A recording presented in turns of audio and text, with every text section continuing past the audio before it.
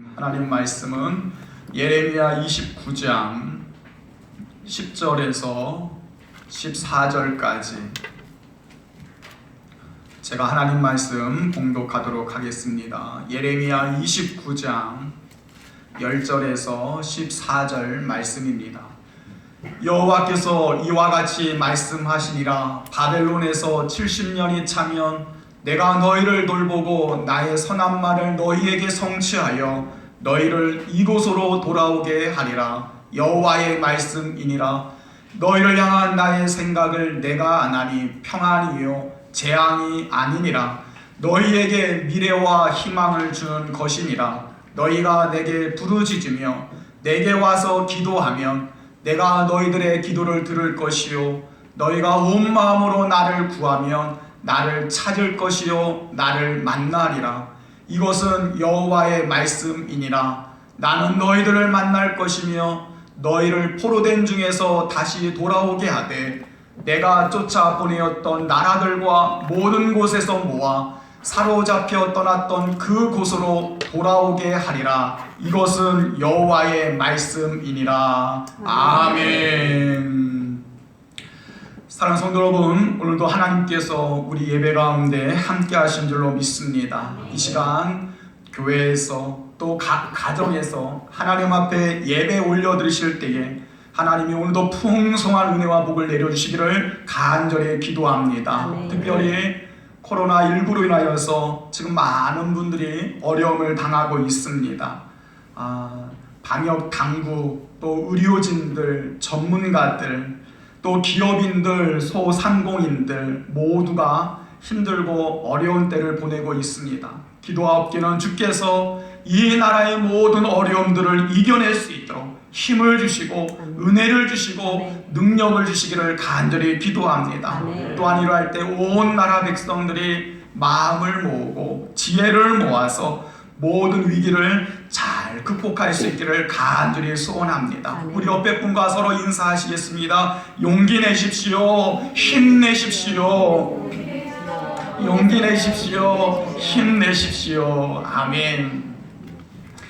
사람 마음만큼 복잡한 것이 없습니다.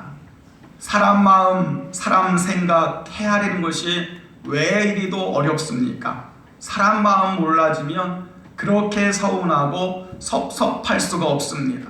같이 사는 부부 사이에서도 서로의 마음 몰라주면 티격태격할 수 있고 원망하고 다투고 서로를 향하여 불평하게 되는 것이 우리들의 모습입니다. 그런데 사람 마음만 조금 헤아려주고 사람 마음 헤아려주면 그것이 그렇게 고마울 수가 없습니다.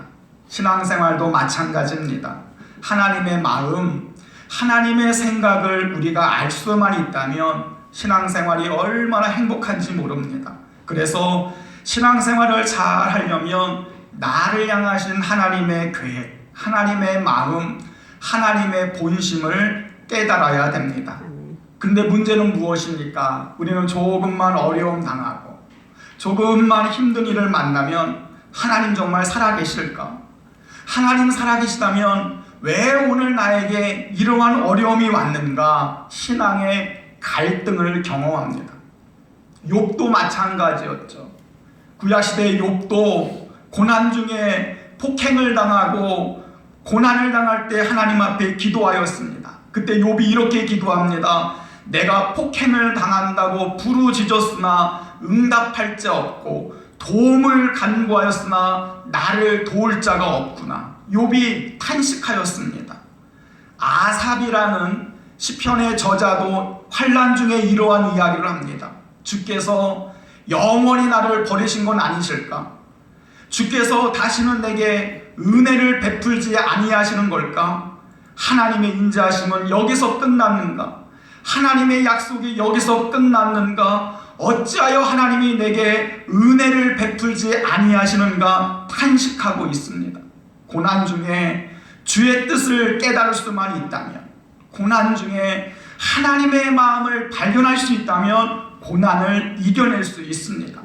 그러나 고난이 절망이 되는 이유는 고난 가운데 하나님의 뜻이 보이지 않기 때문입니다. 그러므로 우리는 하나님이 나를 향한 본심, 우리를 향한 계획, 우리를 향한 하나님의 마음을 깨닫는 것이 너무도 중요합니다. 이사야서 55장 8절에서 9절 말씀에는 주님이 우리에게 이렇게 말씀하십니다. 이는 내 생각이 너희의 생각과 다르며 내 길은 너희의 길과 다름이라. 여호와의 말씀이니라. 이는 하늘이 땅보다 높음같이 내 길은 너희의 길보다 높으며 내 생각은 너희의 생각보다 높음이라. 우리는 하치 앞도 볼 수 없지만 하나님의 계획, 하나님의 생각은 우리의 길보다 높고 우리의 생각보다 높다는 거죠.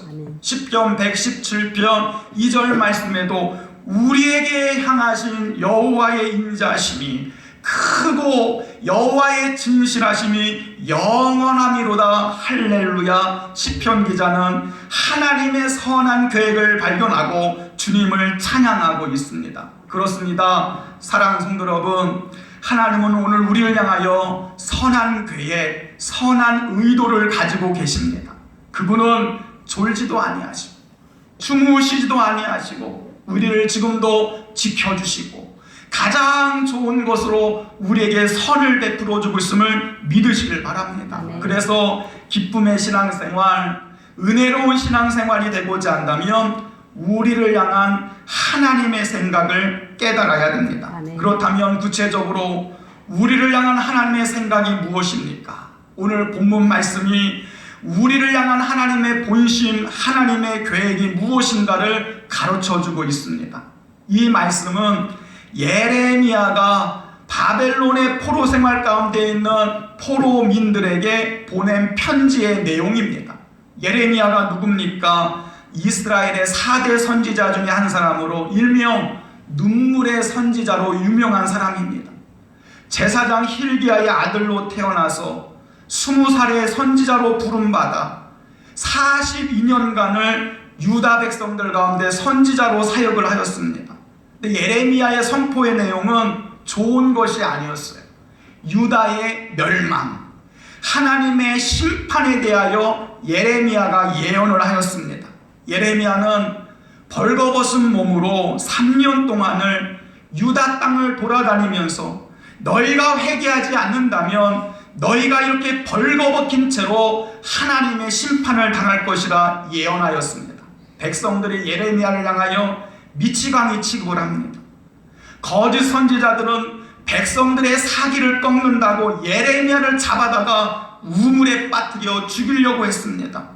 결국 예레미야의 예언대로 이스라엘 백성들은 우상 숭배하였고 말씀에서 떠났고 하나님 앞에 떠남으로 말미암아 바벨론에 의하여 심판당하였고 포로로 잡혀갔습니다. 예레미야는 이 조국의 멸망 앞에 누구보다도 가슴 아파했고 누구보다도 안타까워하며 눈물로 하나님의 말씀을 대언했기에 예레미야를 향하여 눈물의 선지자라고 부릅니다. 이 바벨론 70년의 포로 역사 기간은 이스라엘 백성 역사 가운데 가장 어두웠던 역사입니다. 멸망당한 유다 백성들은 조국의 현실 앞에서 고통당하며 하나님 앞에 질문합니다. 과연 하나님의 뜻은 어디 있습니까? 정말 이 나라에는 희망이 없는 것입니까? 하나님 어찌하여 우리를 포기하시고 우리를 버리셨습니까? 유다 백성들은 이제 끝이야. 우리에게는 소망이 없어. 우리에게는 미래가 없어 절망하였습니다. 그때 예레미야가 가장 어두운 역사 가운데 가장 희망적인 하나님의 소망을 발견하게 되어집니다. 그래서 아이러니하게도 예레미야는 멸망을 얘기했고 심판을 이야기했지만 가장 희망을 선포한 희망의 선지자가 됩니다. 가장 절망적인 순간에 가장 큰 소망을 발견했기 때문입니다. 상성도 여러분, 오늘 우리도 절망 소리, 한숨 소리, 깊은 탄식의 소리가 가득할 때에 우리가 발견해야 될 것은 하나님께 소망이 있음을 발견해야 됩니다. 아멘. 모두가 죽겠다, 힘들다, 어렵다고 할 때에 이 절망 가운데 하나님의 소망을 발견할 수 있는 우리 교회가 되기를 주님의 이름으로 간절히 축복합니다. 그래서 오늘 이 말씀이 그 바벨론 포로 가운데 있는 백성들을 향한 하나님의 마음, 하나님의 본심을 전해주기 위하여 예레미야가 쓴 편지의 내용입니다. 이 편지에 보면 우리를 향한 하나님의 본심, 하나님의 마음이 어떠한 것인가를 깨닫게 되어집니다. 첫 번째, 우리를 향한 하나님의 본심은 우리의 회복입니다. 아멘. 하나님은 우리를 회복시키기를 원하고 있습니다. 아멘. 오늘 10절 말씀에 우리 한번 같이 봉독해 볼까요? 시작. 여호와께서 이와 같이 말씀하시니라. 바벨론에서 70년이 차면 내가 너희를 돌보고 나의 선함만을 너희에게 성취하여 너희를 이곳으로 돌아오게 하리라. 아멘. 하나님의 마음이 너희를 바벨론에 영원히 묶어두려는 것이 아니라 70년이 차면 다시 돌아오게 하리라. 이 말씀이 오늘 반복되어서 기록되고 있는데 14절 말씀도 같이 읽겠습니다. 시작. 이것은 여호와의 말씀이니라. 나는 너희를 만날 것이며 너희를 포로된 중에서 다시 돌아오게 하되 내가 쫓아보냈던 나라들과 모든 곳에서 모아 사로잡혔던 떠났던 그곳으로 돌아오게 하리라. 이것은 여호와의 말씀이니라. 아멘. 지금 하나님의 본심, 하나님의 계획이 무엇입니까? 70년이 차면, 때가 차면 내가 다시 돌아오게 하리라. 하나님은 이스라엘이 지금 영원히 멸망당한 상태로 내버려 두고 있지 않습니다. 하나님의 생각은 비록 바벨론 포로 기간의 고난이었지만 그 안에서 유다 백성들 안에 불신앙의 우상을 다 제거하기를 원하셨고 그들의 믿음, 그들의 신앙이 다시 회복되기를 원하셨다는 겁니다. 그런데 이 유다 백성들이 어떠한 민족입니까? 정말 하나님의 특별한 선택을 받았고 하나님의 특별한 은혜를 받았습니다. 근데 이스라엘 백성들은 끊임없이 하나님을 배반했고 우상을 섬겼고 음행하였습니다. 하나님은 수없는 선지자를 보내시어서 경고하시고 돌이키기를 원했습니다. 그럼에도 그들은 끝도 없이 하나님과 멀어졌습니다. 말을 해도 안 들어요. 매를 들어도 안 들어요. 이 정도 되면 하나님도 포기하셔야 됩니다. 이 정도 되면 하나님도 미련 없이 유다 백성을 버려야 됩니다. 근데 하나님은요, 이스라엘을 포기하지 않으시는 거예요. 하나님은 저와 여러분을 포기하지 않으시는 거예요. 그래서 이사야서 49장 15절 말씀에는 이렇게 기록되어져 있습니다. 여인이 어찌 그 젖먹는 자식을 잊겠으며 자기 태에서 난 아들을 어찌 긍휼히 여기지 않겠느냐. 그러나 그들은 혹시 잊을지라도 나는 너희를 잊지 아니할 것이야. 아멘. 아이를 둔 젖먹이의 엄마가 아이를 잊어버릴지라도 하나님은 결코 우리를 버리지 아니하신다. 주님은 오늘 우리에게 약속해주고 있습니다. 아멘. 그렇습니다. 때로는 우리도 하나님 마음 아프게 할 때가 있습니다. 때로는 우리도 하나님 서운하게 할 때가 있습니다. 우리는 죄가 많고 연약하거든요. 하나님 앞에 벌받을 만하고 매맞을 만하고 징계받을 만한 짓을 할 때가 있어요. 그런데 하나님은 우리를 버려두지 않는다는 거예요. 때로는 징계를 통하여 우리를 깨닫게 하시고 하나님의 사랑을 우리에게 보여주시며 마침내는 우리를 돌아보시고 싸매주시고 어루만져 주시고 고쳐주시고 일으켜 세워주시는 분이 우리 하나님이심을 믿으시길 바랍니다. 그러므로 지금 포로 생활 가운데 있지만 하나님의 생각, 하나님의 마음이 회복에 있다는 사실을 기억하면 그 포로 생활 가운데서도 용기 낼 수 있고 힘을 낼 수 있습니다. 하나님의 계획은 다시 회복에 있고 다시 부흥에 있기 때문입니다. 그러므로 아무리 경제가 망하고 나라가 망하고 내 삶에 위기가 온다 할지라도 염려하거나 걱정하지 마십시오. 하나님의 본심은 다시 회복하심에 있다는 사실입니다. 아멘. 여러분, 우리가 헌집에다가 새 집을 짓고자 한다면 헌집을 조금 수리하는 것 가지고 안 됩니다. 헌집을 조금 페인트 칠하고 조금 리모델링하고 형광등 몇 개 바꾼다고 새 집 되는 것이 아닙니다. 헌집에 새 집을 지으려면 헌집을 철저하게 무너뜨려야 됩니다. 부숴야 됩니다. 때리고 폭파시켜야 됩니다. 흔적도 없이 헌집이 사라져야 그 위에 건물을 올릴 수 있습니다. 근데 어떤 사람이 건물을 무너뜨리는 데 목적 있는 사람이 어디 있습니까? 그 어떤 사람도 건물만 무너뜨리려고 건물을 무너뜨린 사람이 없습니다. 왜 건물을 무너뜨립니까? 다시 세우기 위하여 건물을 무너뜨립니다. 그림을 그리다가도 잘못 그리면 찢어버립니다. 왜요? 더 멋진 그림 그리려고. 글을 쓰다가도 잘못 쓰면 지워버리고 찢어버립니다. 왜요? 더 좋은 글을 쓰려고. 지금은 절망 같아 보이고 지금은 망한 것 같지만 하나님의 계획, 하나님의 본심은 다시 일으켜 주시고 회복시켜 주시기 위한 하나님의 마음이라는 거예요. 그러므로 지금은 잃어버렸다고 빼앗겼다고 슬퍼하겠지만 기억하십시오. 하나님은 그 잃어버린 거 다시 찾게 하시고 그 빼앗긴 거 다시 얻게 하시고 우리에게 새 일을 행하시고 우리를 회복시켜 주실 줄로 믿습니다.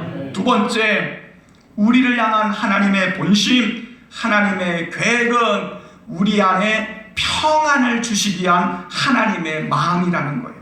오늘 11절 말씀 또 같이 봉독합니다. 시작. 여호와의 말씀이니라. 너희를 향한 나의 생각을 내가 아나니 평안이요 재앙이 아니니라. 아멘. 여기에 보면 우리를 향한 하나님의 마음, 하나님의 본심이 무엇인가가 나옵니다. 그것이 무엇입니까? 우리에게 재앙을 주고자 함이 아니라 평안을 주고자 함이라는 거예요. 이스라엘 백성들은 지금 포로로 끌려갔습니다. 재앙을 만났습니다. 멸시와 학대를 당하고 매일 노역에 동원되어서 정말 죽지 못해 살아가고 있습니다. 그들 안에 평안을 잃어버렸어요. 근데 이러한 판국의 예레미야가 이스라엘 백성들에게 선포하는 내용은 이것은 재앙이 아니라 평안이라는 거예요. 아니, 나라가 망했는데, 성전이 무너져 내렸는데, 집도 잃고 가족을 잃어버렸는데 이것이 어찌하여 재앙이 아니고 평안이라고 말할 수 있습니까? 이것을 이해하려면 우리가 예수님의 삶을 이해하면 깨달을 수 있습니다. 여러분, 가룟유다는 예수님을 팔아버린 사람이었습니다. 예수님에게 가룟유다는 재앙이었습니까? 하나님의 평안이었습니까? 오늘 우리가 사순절 두 번째 주일을 보내고 있는데 예수님에게 십자가는 재앙이었습니까? 생명과 평안이었습니까? 생명과 평안. 어쩌면 오늘 우리 주변에도 가룟유다와 같은 배신자들을 인하여 고통당할 때가 있습니다. 때로는 내 마음을 아프기도 하고 악담을 하기도 하고 비난을 하기도 하고 사기를 치고 배신하는 사람들이 있습니다. 내 주변에 지금 그런 사람이 있다면 이것이 재앙입니까? 평안입니까? 아니, 그것을 어떻게 평안이라고 말할 수 있겠습니까? 지금 내 안에도 십자가 같은 무거운 짐이 있는데 실패를 당했고 질병을 당했고 환난을 당했는데 이것이 재앙입니까? 평안입니까? 이것을 이해하기 위해서는 우리가 어떠한 믿음으로 이해하고 해석하느냐가 중요합니다. 내게 오는 고난을 재앙이라고 생각하면 그 사람에게는 재앙입니다. 그러나 내게 오는 고난을 믿음으로 해석할 줄 아는 사람들은 재앙 가운데 있는 하나님의 평강을 발견하게 되어집니다. 그래서 믿음이 중요합니다. 인간적으로 배신자였고 차라리 태어나지 말아야 될 가룟유다였지만 그가 예수님을 팔아 죽음에 넘겼을지라도 예수님은 가룟유다의 배신이라는 재앙을 생명의 역사로 바꾸시고 죽음에서 부활하시고 승리하시고 평안의 역사로 바꾸었습니다. 예수님은 십자가에서 고난과 죽음 당하시는 재앙과 저주를 만났지만 그 재앙과 저주를 생명과 평안으로 바꾸었다는 거예요. 산성 여러분, 오늘 우리가 내게 당하고 있는 환경과 어려움을 내게 오는 재앙이라고 생각하지 마시고 이 고난 속에서 하나님이 나를 생명으로 평강으로 이끄시는 하나님의 훈련의 과정, 연단의 과정으로 이해하시고 믿을 수 있기를 주님의 이름으로 간절히 축복합니다. 성도는 내 생각만 가지고 사는 게 아니다. 내 생각 가지고는 도저히 평안할 수가 없습니다. 우리 안에 하나님의 생각이 들어오고 영의 생각이 들어와야 내 고난의 문제, 환경의 문제를 하나님의 마음으로 해석할 수 있습니다. 그래서 로마서의 사도 바울은 이렇게 이야기하죠. 육신을 따르는 자는 육신의 일을, 영을 따르는 자는 영의 일을 생각하나니 육신의 생각은 사망이요 영의 생각은 생명과 평안이라. 내 생각 가지고 생각하면 이것은 사망에 이르는 생각밖에 안 되지만 내 안에 영의 생각, 성령의 생각, 하나님의 생각이 들어오면 고난 속에, 재앙 속에 나를 향한 하나님의 생명과 평안을 깨닫게 되어집니다. 사랑하는 여러분, 저는 분명히 믿습니다. 하나님께서 이 나라를 향한 하나님의 본심 계획은 결코 절망과 재앙이 아니라 하나님의 평안인 줄로 믿습니다. 저와 여러분을 향한 하나님의 본심은 결코 불행과 두려움과 비극이 아니라 하나님의 평안인 줄로 믿습니다. 최근에 건강한 교회 모델로 또 한국교회에 큰 도전을 주시는 목사님 중에 분당 우리 교회 이천수 목사님이 계십니다. 2002년도에 70명의 성도들이 모여 교회를 시작하였습니다. 지금은 한국교회를 대표하는 큰 교회로, 영향력 있는 교회로 성장하였습니다. 근데 이찬수 목사님께서 언젠가 한번 어머니에 대하여 간증하신 내용이 있는데 제 마음에 두고두고 생각이 나는 거죠.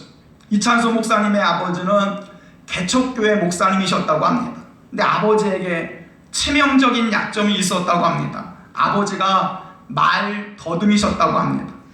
그래서 아버지가 성도들 앞에 설교하셔야 되는데 한마디 한마디 할 때마다 계속 말을 더듬고 긴장하면 더 말을 더듬으셨다고 합니다. 아버지는 그 한편의 설교를 준비하기 위하여 더 기도하셨고 연습하셨고 굉장히 많이 준비를 하셨다고 합니다. 그럼에도 불구하고 말 더듬는 설교는 성도들에게 답답하게 느껴졌고 목회는 더 어려워졌고 그런 와중에 교인들끼리 싸움이 나서 교회가 갈라지기 시작합니다. 목사님은 교회를 너무도 사랑했기에 가슴 아파하며 성도들에게 기도하고 오겠다고 산에 올라가 40일 금식기도를 시작하십니다. 근데 이게 웬일입니까? 금식기도 17일 만에 그만 아버지가 세상을 떠나고 돌아가시는 겁니다. 그 당시에 이 목사님은 도저히 하나님을 이해할 수가 없었다고 합니다. 아니 교회를 위하여 금식하시고 아니 교회를 그토록 사랑하셨는데 왜 하나님은 교회를 불같이 일으켜주시는커녕 어찌하여 아버지를 허망하게 데려가셨는지 그때는 도저히 이해할 수 없었고 하나님을 향하여 하늘을 향하여 손가락질하며 원망하고 삿대질을 했다는 거죠. 그렇게 아버지가 싸늘한 시신이 되어서 집에 오셨는데 그날 밤만 생각하면 너무도 고통스럽다고 이야기를 합니다. 아버지 돌아가시고 교회에서 사택을 비워달라고 해서 목사님 가정은 길거리로 나앉게 되어집니다. 그때부터 죽을 고생을 했다는 거죠. 그런데 이러한 상황 속에 이해할 수 없는 분이 있었는데 바로 어머니셨다고 합니다. 남편이 지금 싸늘한 시신이 되어 돌아가는데 남편에 대한 원망이 없고 하나님에 대한 원망이 없고 어려워진 형편에 대한 원망을 하지 않고 도저히 이해할 수 없는 상황 속에 어머니는 기도하셨고 눈물로 찬양만 부르셨다는 거예요. 그때 이 어머님이 부르던 찬양이 찬송가 310장 하나님의 은혜로 이 쓸데없는 자 왜 구속하여 주는지 난 알 수 없도다. 내가 믿고 또 의지함은 내 모든 형편 아시는 주님 늘 보호해 줄 것을 나는 확실히 아네. 그 이찬수 목사님 어머니 마음에 알 수 없는 기쁨, 알 수 없는 평안, 세상이 줄 수 없는 평안이 그 마음 가운데 가득 일어났던 거죠. 목사님은 그때 일을 돌이켜보며 이렇게 이야기합니다. 사람의 눈으로 볼 때는 절망이었고 재앙이었고 이해할 수 없는 고통의 상황이었지만 그 속에서도 주님은 우리를 돌봐주셨고 우리 가정을 인도하여 주었습니다. 그 순간에 우리 가정에 재앙이 찾아온 것 같았지만 주님은 그때에도 우리 가정을 평강으로 인도하셨습니다. 그러면서 고백하기를 교회가 많이 부흥하고 성도들이 많이 모일 때에 목사님은 내 실력, 내 능력으로 목회하는 것이 아니라 아버지의 피에, 순교의 피에 교회가 세워져 하나님이 자기의 목회에 은혜를 주셨노라 고백을 하였습니다. 그렇습니다. 하나님 주시는 평안은 환난을 이겨냅니다. 고난을 이겨냅니다. 근데 사단은요, 자꾸 우리 마음의 평안을 공격하는 거예요.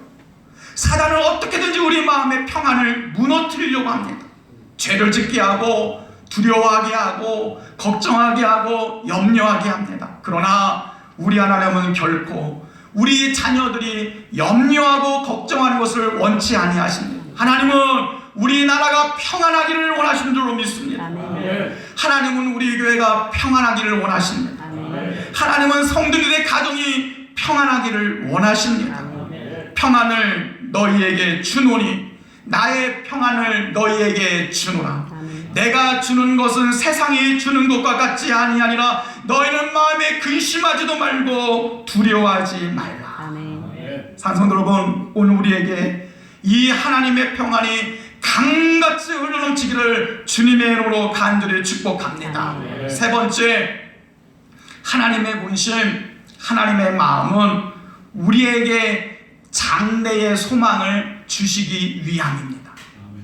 우리 한번 이 말씀 11절 말씀 다시 봉독해 볼까요? 시작. 여호와의 말씀이니라. 너희를 향한 나의 생각을 내가 아나니 평안이요 재앙이 아니니라. 너희에게 미래와 희망을 주는 것이니라. 하나님의 마음. 하나님은 오늘 우리에게 미래의 소망을 주시고자 한다는 하나님의 본심이라는 거예요. 개역 한글 성경에는 이 말씀을 이렇게 번역했어요. 장래의 소망을 주고자 하시니라. 저와 여러분을 향한 하나님의 계획은 우리의 장래에 소망을 주시고자 함입니다. 이 사실을 잘 알았던 다윗은 시편 30편 5절 말씀에 이렇게 고백합니다. 그의 노염은 잠깐이요 그의 은총은 평생이로다. 저녁에는 울음이 깃들지라도 아침에는 기쁨이 오리로다. 비록 그 밤에는 슬픔에 잠들고 눈물로 잠들고 고통 가운데 잠이 들었을지라도 아침에는 하나님이 우리를 향하여 웃음을 가득하게 하고 기쁨을 가득하게 하고 새 날을 약속해주고 있습니다. 사냥꾼 아빠와 아들이 깊은 산속에 들어가 사냥을 하는데 거친 비바람을 만났습니다. 아빠와 아들은 간신히 동굴을 찾아 몸을 피하였습니다. 그리고 그날 밤에 아들이 추위에 덜덜 떨고 무서움에 덜덜 떨고 고통의 밤을 보내게 되어집니다. 그리고 다음날 새날이 찾아왔습니다. 지난밤에 거칠게 불어댔던 비바람이 온데간데 없이 사라졌고 먹구름이 사라지고 새날이 찾아왔습니다. 그때 아들이 아빠에게 이렇게 물어봅니다. 아빠, 우리가 지난밤에 그렇게 고통 가운데 있었고 비바람이 무섭게 불어왔고 추위와 싸우고 있을 때 하나님은 어디에 계셨어요? 그때 아빠는 아들에게 이렇게 이야기합니다. 아들아, 하나님은 우리를 위하여 새 아침을 준비하고 계셨단다. 아들은 그 고통 가운데 하나님이 보이지 않는다고 했지만 아빠는 하나님은 우리를 위하여 새 날을 준비하시고 새 역사를 준비하고 있었음을 아들에게 가르쳐 주었습니다. 항상 좋은 일만 있는 것이 아닙니다. 항상 이기는 날만 있는 것이 아닙니다. 항상 웃을 일만 있는 것이 아닙니다. 아픈 날도 있고 슬픈 날도 있고 지는 날도 있고 넘어지는 날도 있고 늘 믿음이 좋던가요? 믿음 약해지는 날도 있고 내 삶이 불만족스럽고 답답할 때도 있습니다. 그런데 우리가 낙심하지 않고 다시 일어설 수 있는 이유는 하나님이 우리를 향한 장래의 소망을 갖고 계시기 때문입니다. 이 장래의 소망이 무엇입니까? 아직 이루어지지 않았지만 아직 보이지 않지만 하나님의 약속이 반드시 이루어질 것을 믿는 소망이 바로 장래의 소망입니다. 여기에 신앙생활이 무엇인가를 우리에게 가르쳐주고 있죠. 신앙생활이 무엇입니까? 신앙생활이란 눈에 보이지 않고 손에 잡히지 않지만 나를 향한 하나님의 장래의 소망이 있음을 믿고 하나님의 말씀을 의지하는 것입니다. 그래서 장래의 소망이 있는 사람은 똑같이 경제적 고통 속에서도 근심하지 않고 마음의 평안을 갖습니다. 장래의 소망이 있는 사람은 똑같이 질병의 아픔을 갖겠지만 염려하지 않고 두려워하지 않습니다. 똑같은 절망의 순간에도 장래의 소망을 가진 사람들은 알 수 없는 하늘의 기쁨과 평안이 그 안에 충만케 역사하는 줄로 믿습니다. 여러분, 사실 우리가 예수님 믿는다고 해서 변화된 거 사실 크게 없어요. 남들보다 더 잘 사는 것도 아니고 뭐 벼락부자가 되는 것도 아니고 예수 믿는다고 내 아들들이 뭐 명문대 가는 것도 아니고 예수 믿기 전이나 예수 믿은 후나 별반 다를 게 없는 것이 우리들의 모습 아닙니까? 그런데 예수 믿기 전과 예수 믿은 이후의 삶에 결정적으로 가장 큰 변화가 있습니다. 그것이 무엇이냐? 이제는 나를 향하신 하나님의 약속을 믿는다는 겁니다. 이제는 나를 향한 하나님의 장래의 소망과 계획이 있다는 것을 믿는 것입니다. 누가 불쌍합니까? 돈 없는 사람이 불쌍한 게 아니에요. 내일의 소망이 없는 사람이 불쌍한 거예요. 농부가 봄이 되면 가을에 거둘 추수를 바라보며 봄에 씨를 뿌리고 땡볕에서 땀 흘릴 때도 기쁨을 가지는 거죠. 왜요? 가을에 거둘 열매를 바라보니까. 열심히 공부하는 학생들이 오늘 피땀 흘려 공부할 수 있는 이유는 내일 합격이라는 기쁨이 있기 때문입니다. 아이들 키우다 보면요, 말 안 들어요. 그냥 안 듣는 게 아니에요.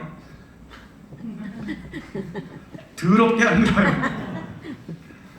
부모님 말도 안 듣고 공부도 못하고. 그런데 그 아이를 키우는 부모의 마음은 그 아이의 장래의 미래의 소망을 바라보기 때문에 오늘은 아프고 힘들어도 아이를 믿음으로 양육하게 되는 거죠. 왜 눈물로 기도합니까? 오늘 당장에는 내 눈물의 기도가 응답이 없는 것처럼 보일지라도 하나님은 반드시 역사하신다.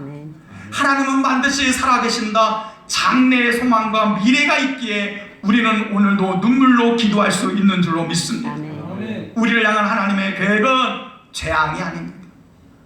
우리를 향한 하나님의 계획은 우리에게 평안이요 장래의 소망이 있음을 믿음으로 바라볼 수 있기를 주님의 이름으로 축복합니다. 그렇다면 더 중요한 사실이 있어요.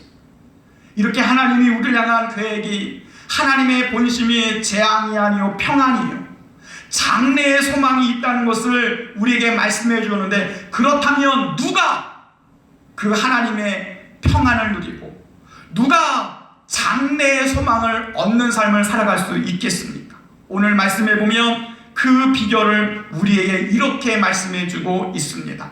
오늘 말씀 이 12절 말씀 같이 봉독합니다. 시작. 너희가 내게 부르짖으며 내게 와서 기도하며 내가 너희들의 기도를 들을 것이요. 아멘. 누가 평안을 누립니까? 누가 장래의 소망을 가지고 살아갈 수 있습니까? 오늘 말씀에 기도하는 자들. 아멘. 하나님은 우리의 기도를 들어주시는데 하나님 앞에 기도하는 자들만이 하나님의 평안을 누리고 장래의 소망을 누리며 살 수 있게 되어집니다. 기도가 무엇입니까? 무언가를 달라고 떼쓰는 것만 기도가 아닙니다. 기도는 주님을 의지하는 겁니다. 아멘. 기도는 주님과 깊은 교제를 누리고 만남을 누리는 것이 기도입니다. 아멘. 그러니까 하나님이 지금 고난 중에 있는 유다 백성들에게 무엇을 원하느냐? 나를 만나길 원하는 거예요. 기도라는 통로를 통하여 다시 이스라엘 백성들이 하나님을 만나기를 하나님이 원하고 있습니다. 여러분, 결국에는 신앙의 회복의 비결도 하나님과의 만남이요 인생 문제 해결의 비결도 하나님과의 만남입니다. 왜 지금 이스라엘 백성들이 바벨론에 의하여 철저하게 짓밟히고 고통당하고 있습니까? 하나님과의 만남을 잃어버렸기 때문입니다. 이 고통의 원인이 어디 있었습니까? 그들이 우상 숭배했고 세상 나라를 의지했고 하나님을 멀리했기 때문입니다. 이 고난의 원인이 하나님과의 만남을 잃어버렸기 때문이라면 이 문제의 해답은 다시 하나님을 만나는 것입니다. 주님은 우리 끊임없이 우리를 초대합니다. 너희가 온 마음으로 나를 구하면, 나를 찾으면 나를 만나리라. 아멘. 나를 사랑하는 자들이 나의 사랑을 입으며 나를 간절히 찾는 자들이 나를 만날 것이라. 아멘. 하나님의 본심은 저와 여러분이 하나님을 만나기를 원하고 있습니다. 아멘. 그런데 오늘날 현대인들은 하나님과의 만남을 잃어가고 있어요. 너무 바쁘게 살아갑니다. 일에 쫓기고 사람에게 쫓기고 해야 될 일이 산더미처럼 쌓여있고 먹고 살기 힘들다고 합니다. 그러면서 잃어가고 있는 게 있어요. 하나님을 잃어가고 있습니다. 하나님을 잃어간다는 것은 생명을 잃어간다는 것이요, 능력을 잃어간다는 것이요, 소망을 잃어간다는 것. 그러므로 우리가 이 시대에 가장 절실하게 필요한 것은 다시 하나님을 만나는 사건이 필요합니다. 아멘. 여러분, 장사하는 분들이요, 미신처럼 여긴 것 한 가지가 있다고 합니다. 아침에 첫 손님이 안 사고 가면 재수가 없다는 거예요. 그래서 아침에 물건을 흥정하는 사람이 좀 뭐라도 사고 가야 그날 재수가 좋은데, 흥정만 하고 안 사면 소금을 뿌리는 거예요.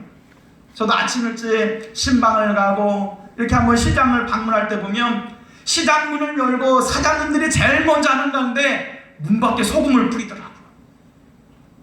여러분, 신앙인들도요, 하루의 첫 시간을 누구와의 만남으로 시작하느냐가 너무 중요합니다. 하루의 첫 만남을 하나님과의 만남으로 시작할 때 그 하루의 삶은 놀라운 하나님의 일에 쓰임받고 하나님의 역사를 경험하는 복된 인생이 되는 줄로 믿습니다. 우리 인생의 가장 위대한 사건은 하나님과의 만남이 있어요. 야곱이 형 에서를 속이고 아버지의 장자의 축복을 받았습니다. 형 에서가 분노하고 동생을 죽이려고 덤벼듭니다. 형 에서의 분노를 피해 삼촌 집 라반 집에서 야곱이 20년간을 나그네 생활을 하였습니다. 그리고 20년이 지난 뒤 다시 고향으로 가야 되는데 가는 길목에 누가 기다리고 있었습니까? 에서가 기다리고 있었어요. 야곱은 에서만 생각하면 무서운 거예요. 에서만 생각하면 겁이 덜컥 나는 거예요. 그래서 야곱은 그날 밤에 벌벌 떨고 있을 때 약복강 나무에 누가 찾아오십니까? 하나님의 천사가 찾아옵니다. 그리고 야곱은 그 천사와 밤이 새도록 붙들고 씨름하며 이렇게 기도합니다. 내게 축복하지 아니하시면 나를 떠날 수 없습니다. 천사는 야곱의 이름을 이스라엘로 바꿔줍니다.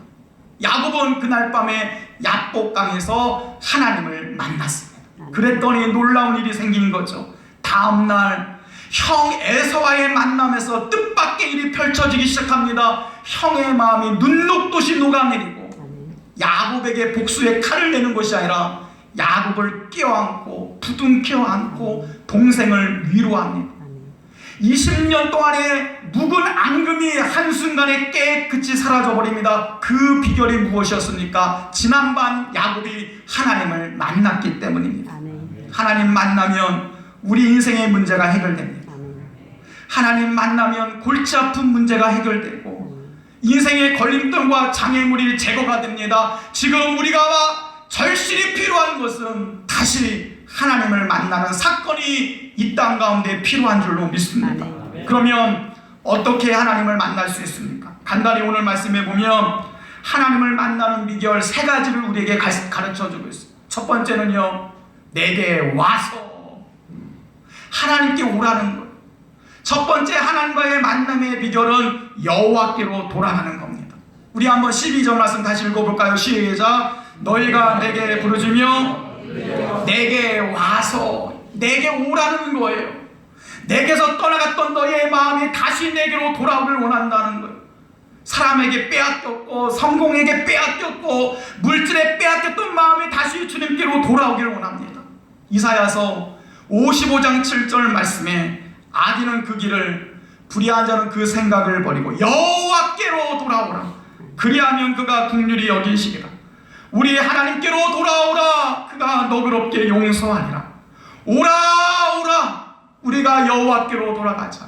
여호와께서 우리를 찢으셨으나 도로 낫게 할 것이고 여호와께서 우리를 치셨으나 도로 싸매어 주실 것입니다. 아멘. 우리가 살 수 있는 유일한 비결은, 회복의 비결은 주님 앞에 돌아가는 거예요. 돌아간다는 것은 회개한다는 겁니다. 가장 강력한 치료제는 하나님 앞에 회개하고 하나님 앞에 돌아가면 하나님이 낫게 하시고 싸매 주시고 고쳐 주신 줄로 믿습니다. 펑펑 울다 보면, 하나님 앞에 나와 펑펑 울다 보면 병도 떠나가고 우울감도 떠나가고 악한 것이 떠나가고 하나님과의 만남을 회복하는 줄로 믿습니다. 두 번째는 우리 다시 하나님 앞에 부르짖어 기도해야 됩니다. 오늘 말씀에 보면 12절, 내게 부르짖으며 내게 와서 기도하며. 하나님이 언제 이스라엘 백성들을 회복하십니까? 하나님은 누구를 만나주십니까? 기도하는 자들을 만나신다는 거예요. 근데 하나님의 마음이 뭐라고요? 바벨론에서 돌아오는 거예요. 하나님의 계획이 무엇이라고요? 바벨론에서 돌아오는 거예요. 아니, 하나님의 계획과 뜻이 바벨론에서 돌아온 것이라면 왜 굳이 기도할 필요가 어디 있습니까? 하나님이 다 하시는 거 아닙니까? 그런데 성경은 우리로 하여금 기도해야 될 이유에 대하여 이렇게 말씀합니다. 에스겔서 36장 37절 말씀에 나 여호와가 말하였으니 이루리라. 주 여호와가 말하노라. 그래도 이스라엘 족속이 자기들에게 이루어 주시기를 내게 구하여야 할지니라. 우리가 기도하지 않는다면 아무리 하나님의 약속이 크다 할지라도 하나님이 일하시지 않는다는 거예요. 이게 기도의 능력입니다. 우리의 기도가 얼마나 위대한지 하나님으로 하여금 일하시게 하고 우리의 기도를 통하여 하나님이 역사하시겠다는 거예요. 그래도 너희가 내게 와서 구해야 할지니라. 지금이 기도할 때 아니겠습니까? 누가 지금 이 나라의 아픔과 고통을 보고 눈물을 흘려 기도할 때가 아닙니까? 그 누구가 우리 교회가 되었으면 좋겠고 제가 됐으면 좋겠고 여러분이 되었으면 좋겠습니다. 지금은요, 하나님 앞에 기도할 때입니다. 눈물로 부르짖어 기도하면, 그래도 하나님 앞에 눈물로 엎드려 기도하면 하나님은 다시 살려주시고 다시 회복시켜 주시고 이 땅을 치료해 주실 줄로 믿습니다. 마지막 세 번째는 하나님과의 만남의 비결은 여호와를 찾는 것입니다. 오늘 말씀에 보면 13절에 너희가 온 마음으로 나를 구하면, 구한다는 게 뭡니까? 찾는다는 거예요. 여러분, 우리는 무언가를 매일 찾으며 살아가고 있습니다. 좋은 직장도 찾아야 되고 좋은 대학도 찾아야 되고 사업의 아이템도 찾아야 되고 좋은 장소를 찾아야 됩니다. 근데 사람들이 몰라요. 우리가 지금 무엇을 잃어버리고 살고 있는지 몰라요. 우리가 무엇을 잃어버렸습니까? 하나님을 잃어버렸어요. 믿음을 잃어버렸어요. 그래서 우리가 찾아야 될 것은 땅의 것을 찾는 것이 아니라 하늘의 것, 위의 것을 찾아야 됩니다. 하나님을 찾고 하나님을 만나야 됩니다. 하나님은 오늘 우리가 하나님 앞에 돌아오기를 원하고 있어요. 다시 부르짖어 기도하기를 원하고 있습니다. 하나님을 찾고 찾기를 원하고 있습니다. 하나님을 찾으면 살 수 있어요. 아모스서 5장 4절의 순절, 너희는 나를 찾으라 그리하면 살리라. 너희가 여호와를 찾으라 그리하면 살리라. 그렇지 않으면 요셉의 집에 불이 임하여 멸하시고 베델에서 그 불을 끌 자가 없으리라. 하나님 우리에게 분명히 말씀해 주고 있습니다. 하나님을 찾으면 살 수 있다는 거예요. 우리도 하나님을 찾으며 믿음으로 승리하는 새 생명 임맑게 모든 성도들 되시기를 주님의 이름으로 축복합니다. 하나님의 본심 우리의 회복입니다. 하나님의 본심 우리의 평안입니다. 하나님의 본심 우리의 장래의 소망이 있습니다. 이를 위하여 우리 어떻게 되겠습니까?